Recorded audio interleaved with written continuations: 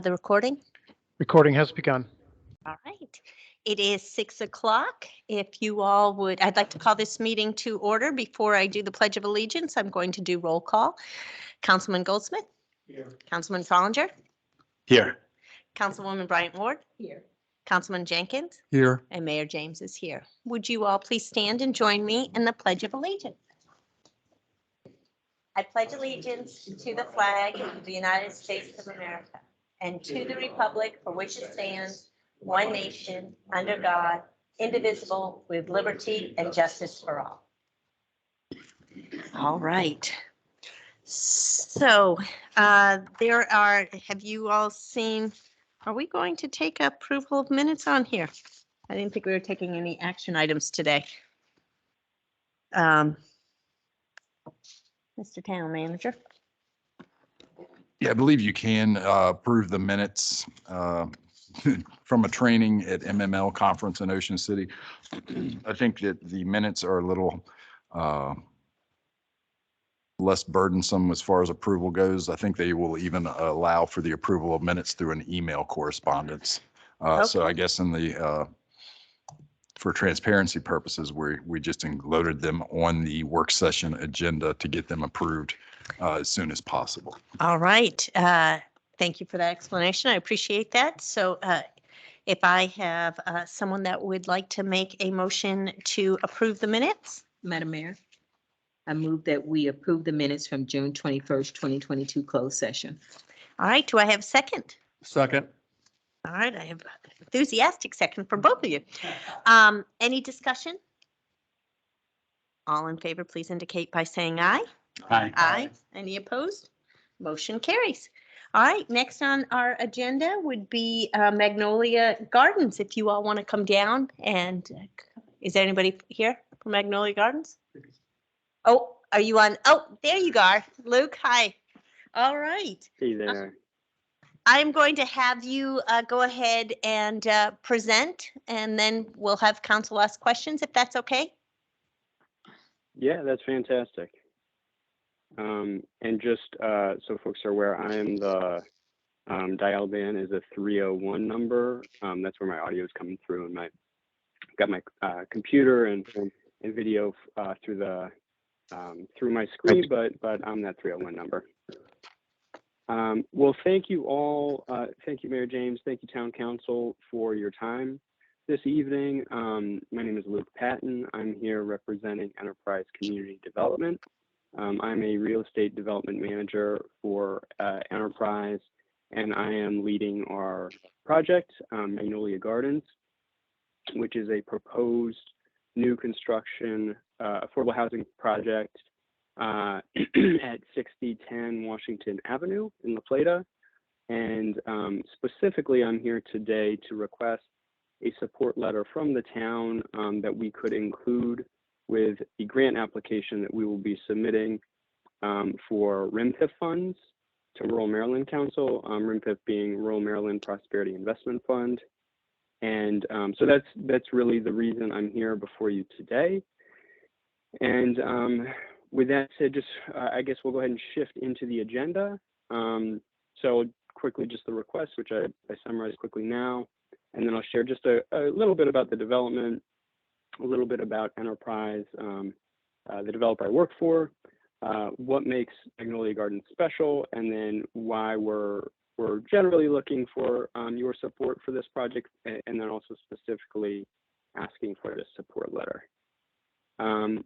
So I mentioned the support letter up front, and you know, even if we did not need this for a grant application, and even if this wasn't a requirement of this and other funding applications that we submit, to us as a company, it is always critically important to have the support of the town and the county and the state that you're working in.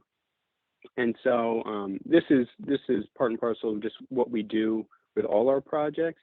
But in the specific case, we also have this grant application that's about to get submitted. And so we're looking to just sort of show paperwork that evidences that support. And I did want to call out, well, it's been almost 2 years now. The town did previously issue a letter of support for this project when we submitted for low-income housing tax credits to the state of Maryland. And as I think a lot of folks on this in this meeting know, this project was successful in securing those tax credits.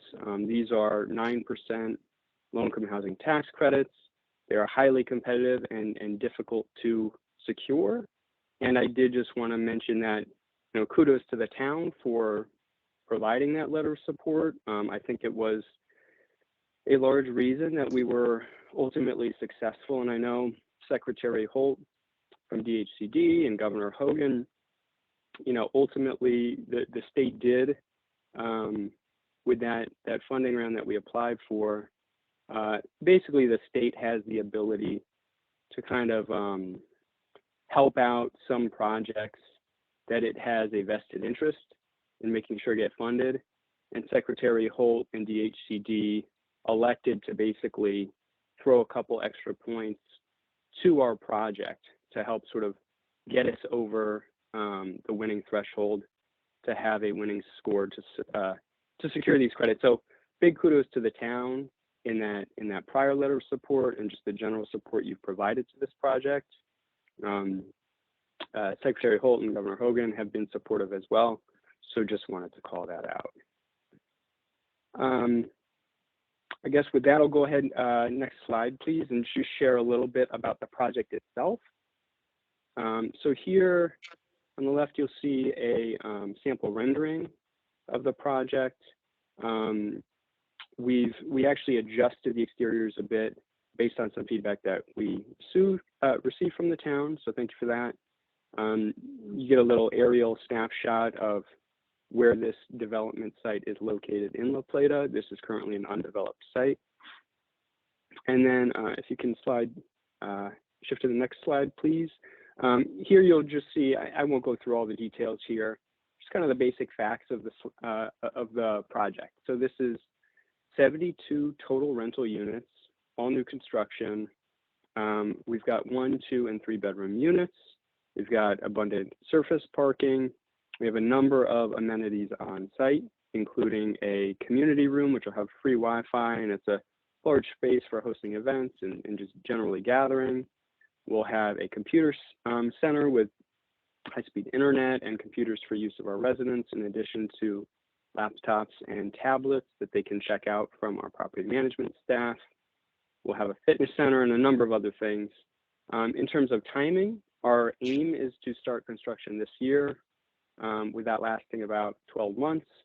And then we would start lease up and expect to be fully occupied across 72 units by early 2024. And you can see here in the bullet about who we are aiming to serve here and who would sort of qualify to live in this proposed project. So 65 of the 72 units are quote unquote affordable and have affordability restrictions tied to them, meaning in order to live in one of those 65 units, you would need to show that you earn under a certain income. And then for the additional 7 units, those would be unrestricted. You would not need to, basically, like, Elon Musk or Jeff Bezos could theoretically live in one of those. There are no income restrictions. And then rents would sort of be a sliding scale depending on the unit you're in and depending on your income, with some at very low rents, and those would be sort of set aside for those with very low incomes, and then some at a more moderate level, and then finally the unrestricted units. We typically set those about 10 or 15% below, quote unquote market rate that we'd see in the surrounding area. So we're really aiming to serve a whole range of incomes here. And to be a little bit more specific about what that means, basically looking at average salaries for, say, a teacher or a police officer or a firefighter in Charles County, we found that one of these sort of income thresholds we have to qualify to live in one of these units, it's around $77,000 a year. And that's around the average salary for those positions, meaning these are very much for working class folks, just wanted to call that out in terms of some of the specifics about who might be living in these units. Next slide, please.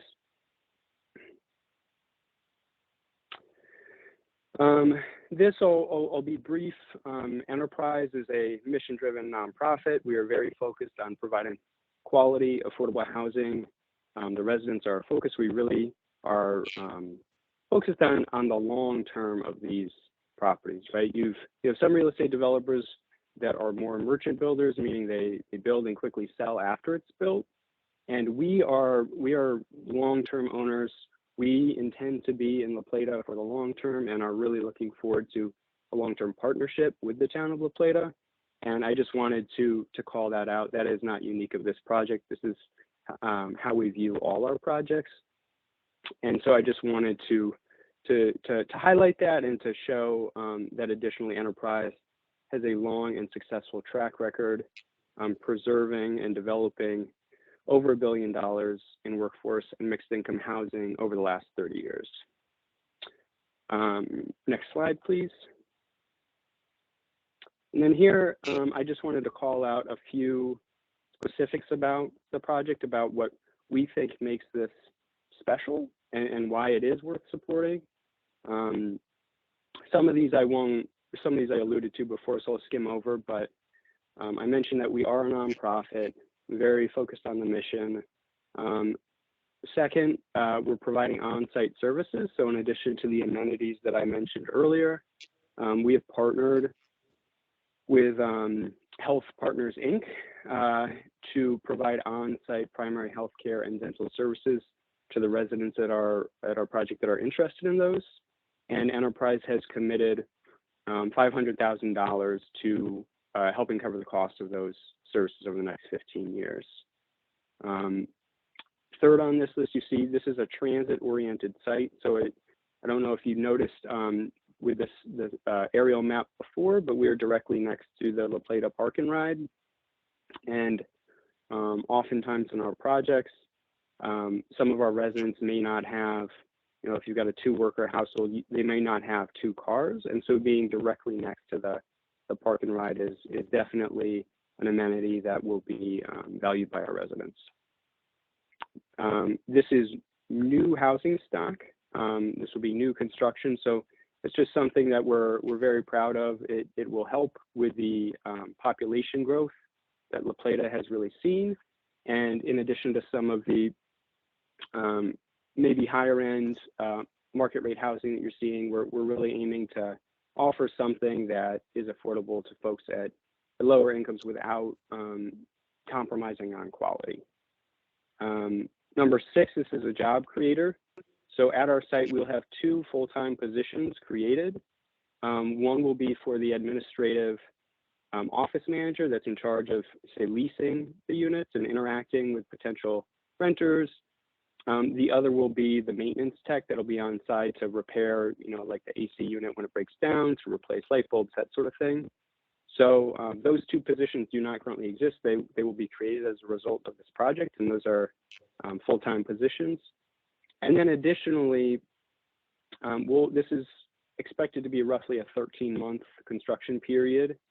And while construction jobs that will be brought to the site are temporary, there will be hundreds of them that exist and that are happening here in La Plata. So we're very proud of that as well. A couple to mention on the computer store. The digital side has really, I think, a lot of full attention the last couple of years of the pandemic, as children have to school screen, as workers have started to work remotely more than ever before, and not everybody has a computer or high-speed internet or affordable internet.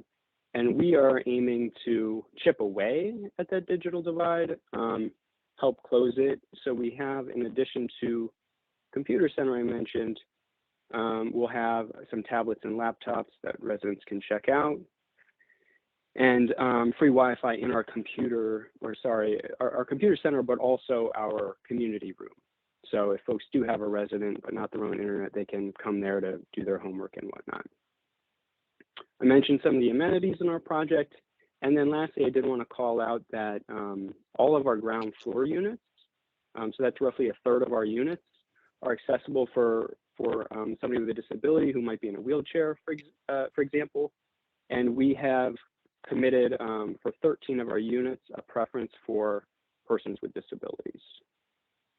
Next slide, please. So this is my closing slide, and obviously I'm happy to answer any questions or sort of take the conversation where you'd like to go with it. But in closing, just wanted to reiterate that this, we are proud to propose this project, to bring it before you today. We believe that it really aims to address a serious need for affordable housing, both in La Plata and Charles County more broadly. The rents, some of these units will be affordable to teachers, police, firefighters in La Plata. And then, we've seen a lot of folks who have been hurt by the pandemic. They've lost jobs. They've had to maybe quit jobs to take care of an ill family or friend. And projects like this really do everything they can to help folks like that, right? Who come across the unexpected. And so we've been very appreciative of your support, and we're appreciative of your time today, listening to our request. And with that, I'm happy to open up for any questions you may have. Thank you very much, Council. Anyone have any questions? Madam Mayor, Go I ahead. do. I'm sorry, I didn't catch your name, but I'm Councilwoman Bryant Ward from Ward 3, and I have two questions for you. This is the third time that I've seen this project, and this is the first time that I've heard that it was contingent upon a grant fund. Is that basically what you're saying, that if you do not have this, receive this grant, that you might not be able to complete this project? Yeah, thank you for the question, Councilwoman. That's true in a way, yes, and some of that is that a lot of time has passed, and one thing that we've seen with this project, and which construction projects really across the country and the world have seen over the last 2 years, is we've seen a lot of changes that have posed some obstacles to projects. So the two biggest challenges are an increase in construction costs and an increase in interest rates. I'm happy to say a little bit more about each of those, but the result is that as construction costs have gone up, you need to raise more funding to cover those costs, right? For the same exact project you had designed, maybe 2 years prior. So that has created a need for additional funding, and this grant source is one of the sources of funding that we're going after to help cover those costs. And then the second, with I think folks are pretty well aware of Federal Reserve hiking up interest rates to combat inflation, which inflation being the construction cost increases that I just talked about. So as interest rates have gone up, it just means our project with the same exact projected cash flow cannot support as much debt, right? And as that mortgage, a supportable mortgage amount decreases, it creates a need for other funding to step into its place. So both of those two dynamics have been faced literally by everyone, and we face them with this project. And so we've been hustling to raise other funding, see where, on the construction cost side, where we can talk to our general contractor about where we may have opportunities to shave down a little bit. But it has created this need for additional funding, to answer your direct question. So I really don't think my question was answered. So basically, if you do not receive this grant, will you be able to complete this project? Because your statement says project may not be financially feasible without the grant. Mm-hmm. So yes, that is certainly possible. That is certainly possible. And this is not the only effort we're making, right? This is not the only means to sort of closing that funding gap. This is one of many things that we are attempting to do. And if this and any of the other efforts that we are making prove not to be successful, that's exactly right. This project cannot happen. And the second question I had was about Health Partners, Inc. What is the relationship with? So the relationship with Health Partners, Inc. is that Enterprise has a resident services arm that their sole focus is facilitating services for the residents in our properties. That's what they do. However, they act more as a service coordinator, and Health Partners, Inc. is the on-the-ground service provider. And so our CIS colleagues have been working with Health Partners, Inc. to basically come up with an arrangement in which Health Partners, Inc. comes to Magnolia Gardens every so often. This wouldn't be an everyday thing, but we, schedule days for them to come by and create the ability for residents to benefit from some of the services that they offer. Okay. Thank you.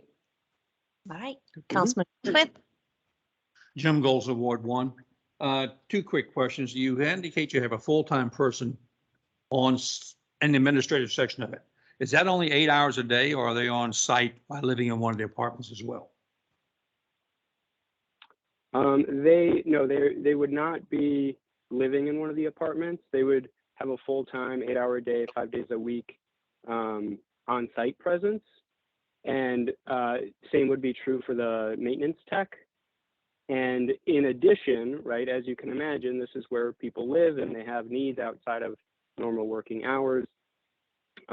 Standard for our projects is that the residents would have the ability, if an emergency arises or AC goes out, they would have the ability to get in touch with us to have that addressed immediately.